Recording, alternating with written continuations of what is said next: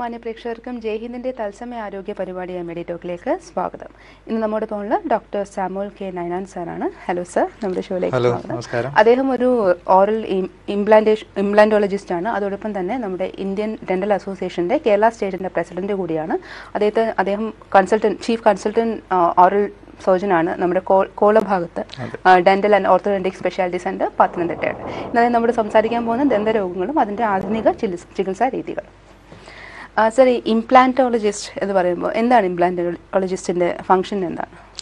നമ്മൾ ദന്ത ചികിത്സയിൽ പല്ല് നഷ്ടപ്പെട്ട് കഴിഞ്ഞാൽ അത് തിരികെ ഫിക്സ് ചെയ്യുക, നഷ്ടപ്പെട്ട പല്ലിന് പകരം പല്ല് വയ്ക്കുക എന്നുള്ളൊരു പ്രധാനപ്പെട്ട ചികിത്സാ രീതി തന്നെയാണ്. അത് ഉടൻ തന്നെ വളരെ ഇമ്മീഡിയറ്റ് ആയിട്ട് തന്നെ ചെയ്യേണ്ട ഒരു ചികിത്സാ രീതിയാണ്. അപ്പോൾ അതിന് നമുക്ക് പല രീതിയിൽ ഈ പല്ലുകളെ നമുക്ക് തിരികെ ഫിക്സ് ചെയ്യാൻ സാധിക്കും. അത് ഒരു രീതി, മുമ്പ് നമ്മൾ അനുവദിച്ചുകൊണ്ടിരുന്ന ഒരു രീതി എന്ന് പറയുന്നത് ഊരിയെടുക്കാവുന്ന രീതിയിൽ റിമൂവബിൾ ഡെഞ്ചേഴ്സ് എന്ന് ഞങ്ങൾ പറയും. പിന്നീട് നമുക്കതിനെ ഫിക്സ് ചെയ്ത് വെക്കുന്ന രീതികൾ നമുക്ക് കൂടുതൽ ലഭ്യമായി. അതിൻ്റെ കുറച്ചുകൂടെ ഒരു അഡ്വാൻസ്ഡ് രീതിയാണ് ഫിക്സ് ചെയ്ത് വെക്കുന്ന സമയത്ത് നമ്മൾ മോണയ്ക്കകത്ത് തന്നെ പല്ലെടുത്ത ഭാഗത്ത് വേര് നിന്നിരുന്ന അതേ ഭാഗത്ത് നമ്മൾ ഒരു ആർട്ടിഫിഷ്യലായിട്ട് ടൈറ്റാനിയം കൊണ്ടുള്ള ഒരു ഇംപ്ലാന്റ് അതിൽ വെച്ചതിന് ശേഷം അതിന്റെ മുകളിൽ നമ്മൾ പല്ലിന്റെ ഭാഗം കൃത്രിമമായിട്ട് ഘടിപ്പിക്കുകയാണ്. അതാണ് ഇംപ്ലാന്റോളജി. എന്തായാലും നമുക്ക് അതിന്റെ ഡീറ്റെയിൽസിലേക്ക് പിന്നീട് വരാം സർ. സർ, എന്തായാലും ഇപ്പം നമ്മുടെ കേരള സ്റ്റേറ്റ് ഇന്ത്യൻ ഡെന്റൽ അസോസിയേഷന്റെ കേരള സ്റ്റേറ്റിന്റെ പ്രസിഡന്റ് ആണ്. അപ്പോൾ എന്തൊക്കെയാണ് സാറിലെ എന്തൊക്കെ ഫംഗ്ഷൻസ് ആണ് ഉള്ളത്? സാർ ചെയ്യേണ്ടുന്ന കാര്യങ്ങൾ എന്തൊക്കെയാണ്? ഞങ്ങൾക്ക് ഡെന്റൽ അസോസിയേഷൻ എന്ന് പറയുന്നത് ഇന്ത്യയിൽ തന്നെ 1946 ഏകദേശം 65 വർഷം മുമ്പ് ഫോം ചെയ്ത ഒരു സംഘടനയാണ്. അതിന് ഇന്ത്യ തലത്തിൽ തന്നെ അതിനൊരു ഹെഡ് ഓഫീസ് ഉണ്ട്. എല്ലാ സംസ്ഥാനത്തും അതിന് ബ്രാഞ്ചുകളുണ്ട്, സംസ്ഥാന ബ്രാഞ്ചുകൾ എന്ന് പറയും. അതിന് കീഴിൽ ഓരോ സംസ്ഥാനത്തിലും കുറെ ലോക്കൽ ബ്രാഞ്ചുകൾ ഉണ്ട്. അപ്പം ഞാൻ കേരള സംസ്ഥാനത്തിന്റെ പ്രസിഡന്റ് പദവിയിലാണ് നിൽക്കുന്നത്. അപ്പം ഈ ഹെഡ് ഓഫീസിന്റെ നയങ്ങൾ അത് സ്റ്റേറ്റ് ഓഫീസ് വഴി ലോക്കൽ ബ്രാഞ്ചുകൾ വഴി സാധാരണ ജനങ്ങളിലേക്ക് എത്തിക്കുക എന്നുള്ളതാണ് അസോസിയേഷന്റെ പ്രധാന കാരണം. അതോടൊപ്പം തന്നെ ഡോക്ടേഴ്സിന് വേണ്ട ചികിത്സയിലുള്ള പ്രാവീണ്യം കാലാകാലങ്ങളിൽ ലഭ്യമാക്കി കൊടുക്കുക എന്നുള്ളത് അതിന്റെ പ്രധാനപ്പെട്ട ഉദ്ദേശങ്ങളിൽ ഒന്നാണ്. ഇപ്പോൾ പറഞ്ഞില്ല, ഹെഡ് ഓഫീസിലുള്ള ഇമ്പോർട്ടൻ്റ് ആയിട്ടുള്ള ഒരുപാട് ഒബ്ജക്റ്റീവ്സ് അല്ലെങ്കിൽ നയങ്ങളുണ്ടെന്ന് പറഞ്ഞു. അപ്പോൾ എന്തൊക്കെയാണ് പ്രധാനപ്പെട്ട ഒന്ന് രണ്ടെണ്ണം പറയാമോ? പ്രധാനമായിട്ടും 2 വിഭാഗങ്ങളായിട്ടാണ് ഞാൻ ഇന്ത്യൻ ഡെന്റൽ അസോസിയേഷൻ പ്രവർത്തിക്കുന്നത് തന്നെ. ഒന്ന് കൗൺസിൽ ഓൺ ഡെന്റൽ എഡ്യൂക്കേഷൻ, അതായത് ഇതിന്റെ അംഗങ്ങൾക്ക് ചികിത്സയിൽ മുമ്പേ പറഞ്ഞ പോലെ പുതിയ പുതിയ രീതികളെ കുറിച്ച് വേണ്ട പഠനം കാലാകാലങ്ങളിൽ അവയർനെസ് കാലാകാലങ്ങളിൽ. ഹലോ, മെഡിറ്റോക്കിലേക്ക് സ്വാഗതം. ആരാണ് സംസാരിക്കുന്നത്? ഞാൻ ഹരീഷ് ചെങ്ങന്നൂർ. ഓക്കെ, ഡോക്ടറോട് സംസാരിച്ചോളൂ സർ. എന്റെ അച്ഛന് വേണ്ടിയാണ് ഞാൻ വിളിക്കുന്നത്. അച്ഛന് മോണെ പഴുപ്പ് പോലെ ഉണ്ട്. ഇപ്പൊ പല്ലൊക്കെ കുറച്ച് കഴിയുമ്പോ ഇത് പോവെന്നാ പറയുന്ന ഡോക്ടർ പറഞ്ഞേക്കുന്നത്. പറഞ്ഞോളൂ ഹരീഷ്. ഈ മോണരോഗം ഉണ്ട് അച്ഛന്. അതെ. കുറച്ച് ഡോക്ടറിനെ കാണിച്ചായിരുന്നു ഇവിടെ. അതെ. അപ്പം ഡോക്ടർ പറയുന്നത് കുറച്ച് കഴിയുമ്പോ ഈ പല്ല് തന്നെ പൊഴിഞ്ഞു പോകുന്ന പറയുന്നത്. എന്ത് പ്രായമുണ്ട് അച്ഛന്? അച്ഛന് ഇപ്പൊ 50 വയസ്സാണ്. മറ്റു അസുഖങ്ങൾ എന്തൊക്കെയുണ്ടാവും? ഷുഗറും പ്രഷറും ഒക്കെ ഉണ്ട് ചെറുതായിട്ട്. ഉണ്ട്. ഓക്കെ. ഷുഗർ ഇപ്പൊ നോർമലാ, പ്രഷർ ഉണ്ട് ചെറുതായിട്ട്. നമ്മുടെ ഈ ദന്തരോഗങ്ങളിൽ പ്രധാനപ്പെട്ട ഒരു വിഭാഗം തന്നെയാണ് ഈ മോണയ്ക്ക് പ്രശ്നം വരിക എന്നുള്ളത്, മോണരോഗങ്ങൾ. അപ്പം അതില് പല കാരണങ്ങൾ കൊണ്ട് മോണരോഗങ്ങൾ വരാം.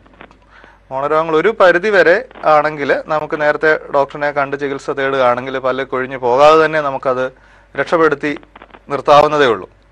എന്നാൽ ഒരു പരിധിക്ക് ശേഷം ആണെങ്കിൽ നമുക്ക് ഈ ചികിത്സാ മാർഗങ്ങളൊന്നും ചിലപ്പോൾ ഫലപ്രദം ആവണമെന്നില്ല.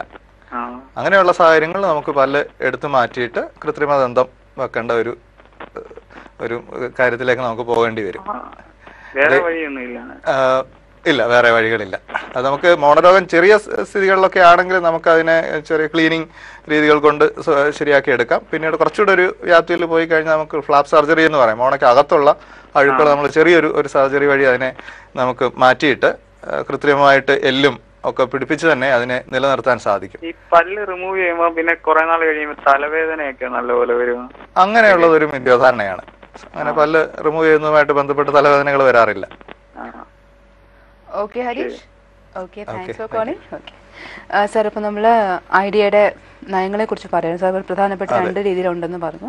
അതെ, ഒന്ന് ഞാൻ പറഞ്ഞ പോലെ എഡ്യൂക്കേഷൻ അവയർനെസ് പ്രോഗ്രാം, അത് ദന്ത ഡോക്ടർമാർക്ക് തന്നെ കൊടുക്കുന്ന ഒരു അവയർനെസ് പ്രോഗ്രാമാണ്.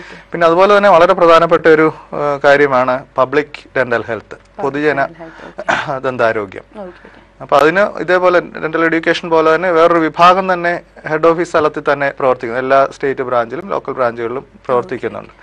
അത് കമ്മ്യൂണിറ്റിയുമായിട്ട് ബന്ധപ്പെട്ട് സ്കൂൾ കുട്ടികളുടെ ഇടയ്ക്കുള്ള പ്രവർത്തനങ്ങൾ, അതുപോലെ അവയർനെസ് പ്രോഗ്രാംസ്, പിന്നെ ടീച്ചേഴ്സിന് ട്രെയിനിങ് പ്രോഗ്രാംസ്. അപ്പോൾ ദന്തരോഗം വരുന്നത് തടയുകയും വന്ന കാര്യങ്ങളെക്കുറിച്ച് കൂടുതൽ പൊതുജനങ്ങളെ ബോധവൽക്കരിക്കുകയും ചെയ്യുകയാണ് അതുകൊണ്ട് പ്രധാനമായിട്ടും ഉദ്ദേശിക്കുന്നത്. സാർ പറഞ്ഞു അവയർനെസ് ക്ലാസ്സസ് പറഞ്ഞു. അപ്പം ടീച്ചേഴ്സിനായാലും കുട്ടികൾക്കായാലും എന്നാലും സാധാരണ എന്തൊക്കെയാണ് അവിടെ പറഞ്ഞു കൊടുക്കാറുള്ള കാര്യങ്ങൾ?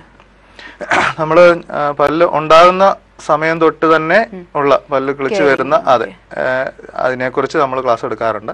പിന്നെ അതിന് ആ ഓരോ കാലഘട്ടത്തിൽ വേണ്ട ശ്രദ്ധ ഏതൊക്കെ രീതിയിൽ കൊടുക്കണം, ഡോക്ടറെ കാണേണ്ട ഏതൊക്കെ സമയങ്ങളിൽ ഡോക്ടറെ കാണണം, പിന്നെ പുതിയ ആധുനിക ചികിത്സാ രീതികൾ, റെമഡികൾ എന്തൊക്കെയാണെന്നുള്ളത്.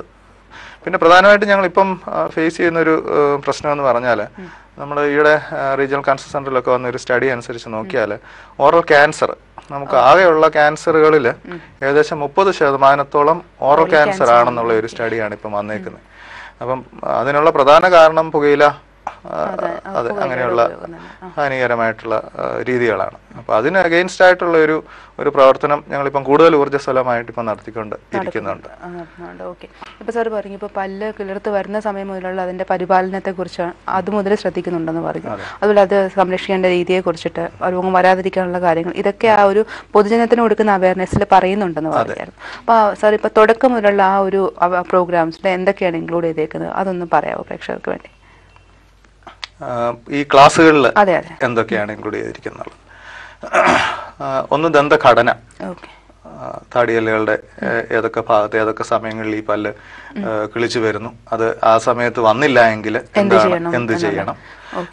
പിന്നെ ഈ പാൽപ്പല്ലുകൾ എന്ന് പറയുന്നത് നമ്മൾ ആദ്യം കിളിച്ചു വരുന്ന പല്ല്, ആ പാൽപ്പല്ലുകളുടെ സംരക്ഷണം, ആ പാൽപ്പല്ലുകൾ വൃത്തിയായിട്ട് അത് സംരക്ഷിച്ചെങ്കിൽ മാത്രമേ പിന്നീട് വരുന്ന ദന്തനിരകൾ ആരോഗ്യപരമായിട്ട്. നമുക്കൊരു കോൾ ഉണ്ട്.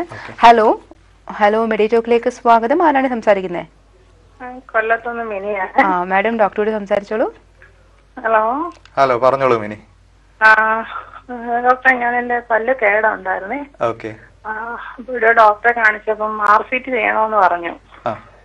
അപ്പൊ എന്തോ ഈ RCT എന്ന് പറയുന്നത് എന്താണെന്നൊന്ന്. അതെ, RCT എന്ന് പറയുന്നത് ഞങ്ങള് പറയുന്ന ഒരു ചുരുക്ക പേരാണ്. അതിന് നമ്മൾ കൃത്യമായിട്ട് പറഞ്ഞാൽ റൂട്ട് കനാൽ ട്രീറ്റ്മെന്റ് എന്നുള്ളതാണ് അതിന് പറയുന്നത്.